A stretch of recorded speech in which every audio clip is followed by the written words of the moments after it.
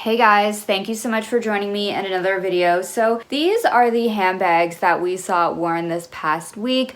Noticeably a lot of vintage throwback bags that I feel we've already seen of the past, but they are being brought back by these it girls, these fashion girls. Maybe they're going into their own vintage collections, maybe it's their mom's collections, but I also think it's because we are seeing again a lot of these luxury brands re-releasing bags of the past, vintage bags that we saw like 20 years ago. And I recently talked about this in another video, but these are the bags that we saw worn this week.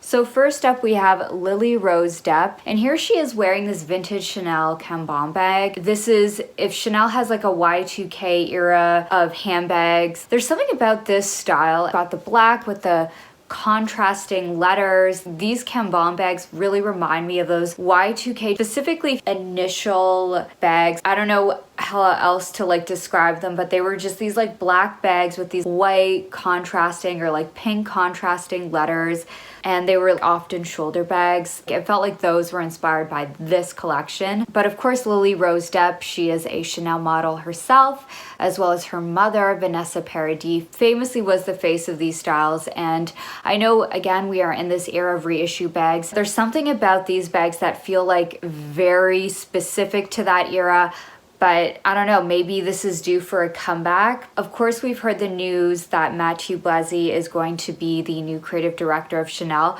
So I don't know if he would reissue this. I don't know why. It doesn't feel like that's so much his aesthetic.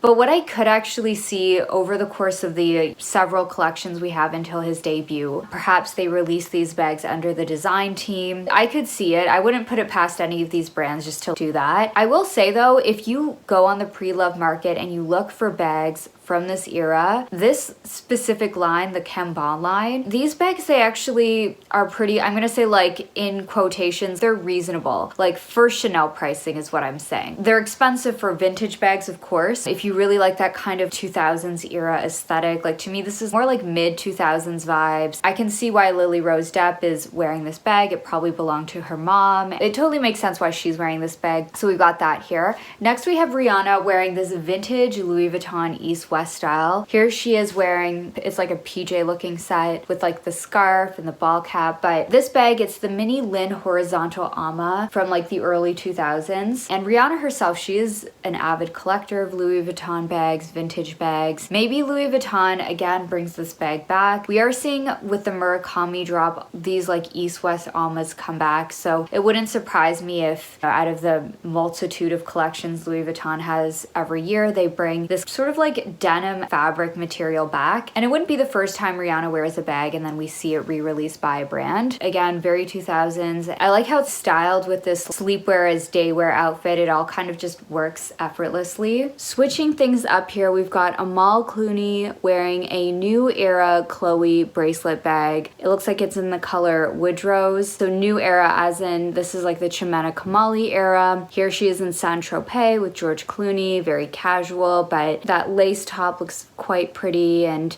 her hair very relaxed, very Chloe, right? Very boho. And last month she was also seen wearing the black version of the bracelet bag. While I'm personally not really a Chloe girl, I don't know, there's something about Chimena Kamali's iteration of Chloe where I'm like, oh, okay, like I get it for this era. I think it totally works if you're going for those vacation moments, music festivals, those kinds of things. It's very girly, but thought we'd talk about this bag as well. So next we have JLo, and I saw this whole article on this outfit. She wore this denim for the holiday look, which is kind of unexpected because you don't really think of denim as a holiday material. It's very Y2K with that ultra low rise, very Y2K. Again, it's, oh my gosh, like giving me all of these feelings of being a teenager, preteen again. I don't know if this is a denim jacket. It looks like it could be denim, but I also think of JLo as somebody that back in the day, she often would wear these like denim, sort of like zip up jumpsuits, very true to her style. And again, very true to her style as somebody that loves the Birkin. I feel like 9 times out of 10, you're probably going to see JLo if she's out. She's going to be wearing a Birkin, and it's going to be a really special, rare Birkin. And I will say though, maybe it's just I noticed this as like a handbag person person, but I always notice the Birkin first. But I actually do think this outfit is quite cool. She does have the confidence to pull it off, and it's very true to her. And then next we have Bella Hadid in also a denim look in a different kind of way, also with a croc or mock croc bag. So this is the YSL Sac du Jour. Similar approach, denim with the top handle,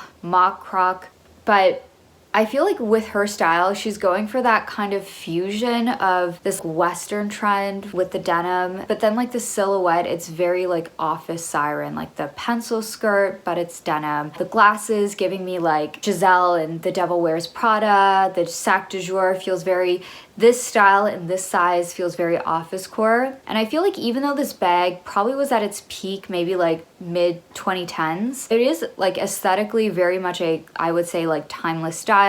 While it isn't a bag that the brand has been promoting heavily in recent years, I still think it still like works, like especially with this kind of trend that we're seeing with like the office core. Of course, it's very Birkin-esque in that it's got like the rolled top handles, it's got those kind of like side sangles, but it's clearly not a Birkin, like it's doing its own thing. And of course it's going to be like way less in price, especially when we think about a croc Birkin. But I think the mock croc in this style, I can see it being like a great sort of like office core, office siren, that kind of trend. Like if you're just looking for like a nice professional looking bag, there's definitely that here. But again, Bella Hadid like makes this her own with the kind of like Western styling. Bella Hadid always just has such a great pulse on what is in style. There are some celebrities that I honestly don't get the hype or obsession over, but I get why people look to her for like style inspiration, for fashion inspiration. And I actually quite think she works really well as a YSL ambassador. As her style evolves, I can see it